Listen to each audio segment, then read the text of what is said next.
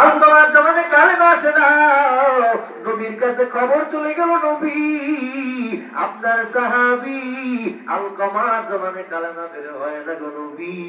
আল্লাহ নবী বলেন দ্রুত খবর নিয়ে নাও, আলকামার মা বেঁচে আছে নাকি খবর নাও।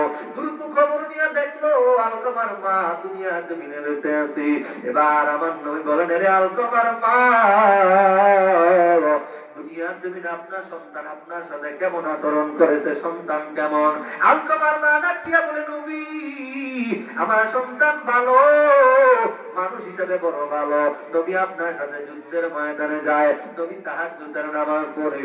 নবী আমার সন্তান মাঝে মাঝে আপনার সাথে জিহাদের ময়দানে যায় গো নবী, আমার সন্তান ভালো।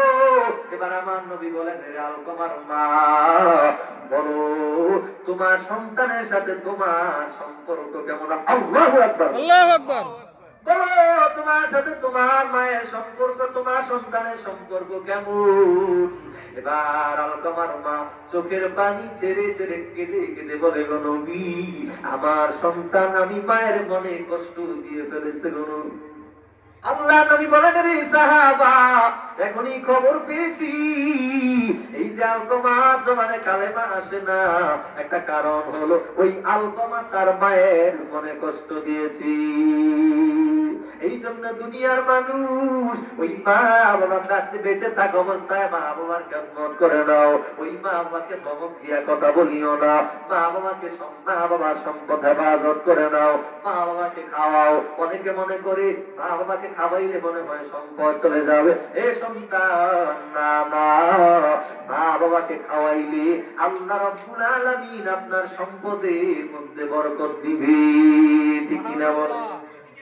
অতএব যারা মায়ের মনে কষ্ট দেয়, এমন সন্তান আছে মায়ের মনে কষ্ট দেয়, মায়ের মনে কষ্ট দেওয়ার পরে ওই মা বাবার সাথে ক্ষমা চাওয়ার সুযোগ তার হয় না, মা বাবা মরে গেছে। এমনও খবর আছে না নাই? এমন আছে মা বাবা দুনিয়া থেকে বিদায় নিয়ে চলে গেল, মা বাবার থেকে ক্ষমা চাওয়ার সুযোগ হয় নাই। অতএব আমি বলতে চাই সন্তান দুনিয়াতে সময় থাকা অবস্থায় ওই মা বাবার খেদমত করে নাও। ওই দুনিয়ার জমিনে এমন সন্তানের খবর আমরা জানি যে সন্তান মায়ের উপরে আঘাত দেয়, এমন সন্তান আছে না নাই? মায়ের উপরে আঘাত করে মাকে কষ্ট দেয় এমন সন্তান আমি দেখেছি।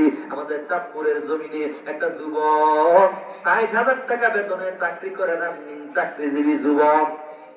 কত বেতন? ৬০,০০০ টাকা বেতনের চাকরি। অন্যদিকে তার বউয়ের সাথে তার মায়ের সাথে ঝগড়া, যেমন